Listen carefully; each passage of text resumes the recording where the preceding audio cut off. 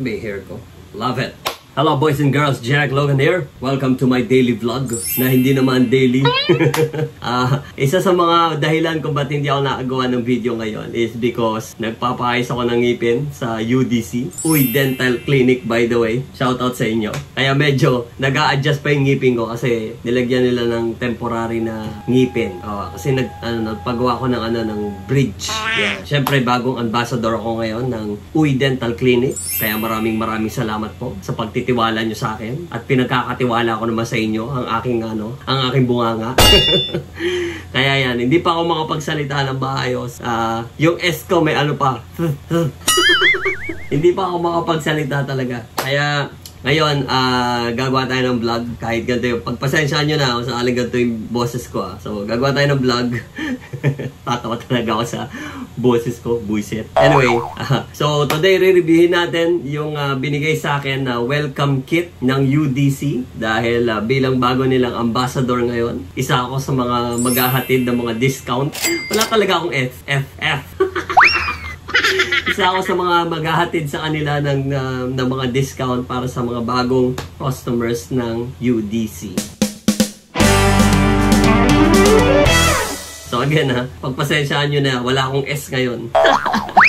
So ito na nga, yung binigay sa akin ng UDC na welcome kit. Ano kayong meron dito, no? Check nga natin. By the way, shoutout nga pala kay Doc Charleston Uy. Siya yung gumawa nitong bridge ko. Yan yung fixed bridge kasi para siyang para siyang postiso pero permanente na siyang nakakabit.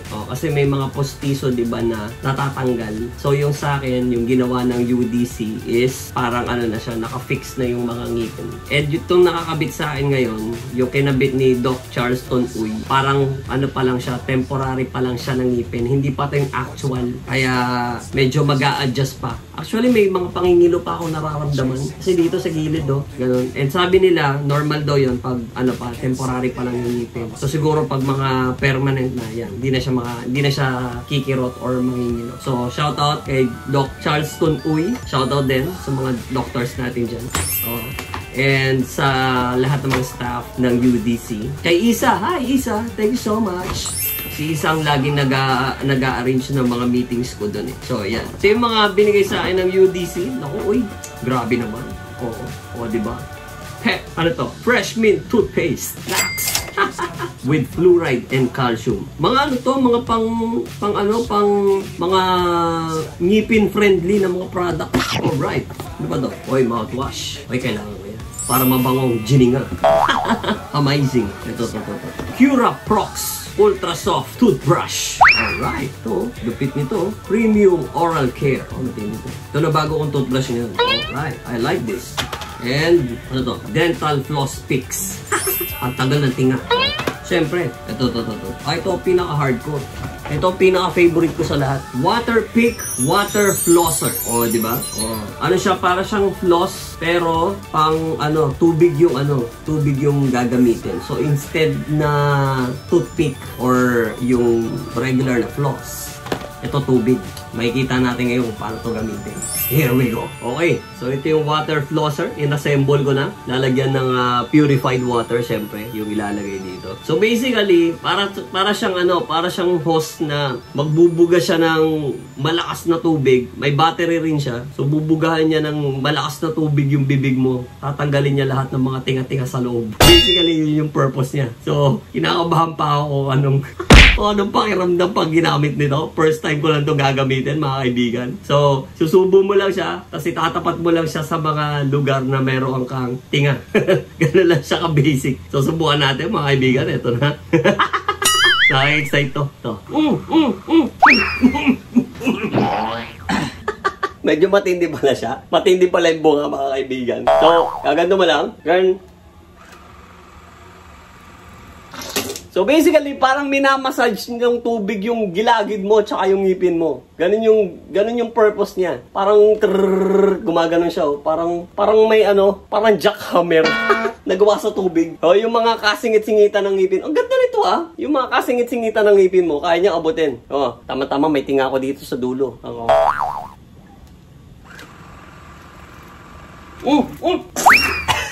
By the way, before mo siya bitawan, kailangan nakaano ka na. Mapatay mo muna siya. See?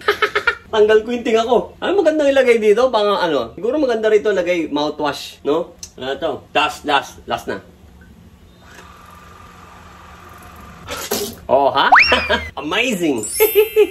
Maraming salamat sa UDC dahil sa binigay niyong bagong water flosser sa akin. So, medyo matagal-tagal tong aking pagpapahinga sa pagsasalita and medyo i-adjust ko pa yung bibig ko. Kasi tagal kong hindi nagano tagal kong nagpustiso. So, taon din. Siguro, actually, almost a decade yata akong nakapustiso So, tapos tinanggal, tapos pinalitan ng bridge. So, medyo nag-a-adjust ulit yung bibig ko.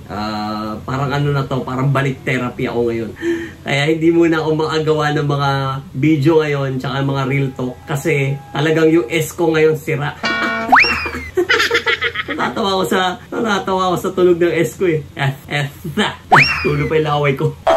So, yan po ang dahilan. And maraming salamat syempre sa UDC. Syempre sila nagsabi sa akin na, Jack, ayusin natin yung ngipin mo. Tanggalin na natin yung postiso mo. Palitan na natin ng permanenteng bridge para okay na okay ka na. So, nakakatuwa naman and sobrang pasasalamat din syempre sa UDC family dahil binigyan nila ako ng chance na maging ambassador nila. And also, shoutout din sa mga co-ambassadors ko sa UDC. Pabuhay po kayo mga kaibigan. And looking forward sa mahaba-habang journey with you guys. Kahit sabog na sabog pa yung S ko ngayon. So, looking forward. Ang problema ko ngayon, meron akong voice over sa Alagwa.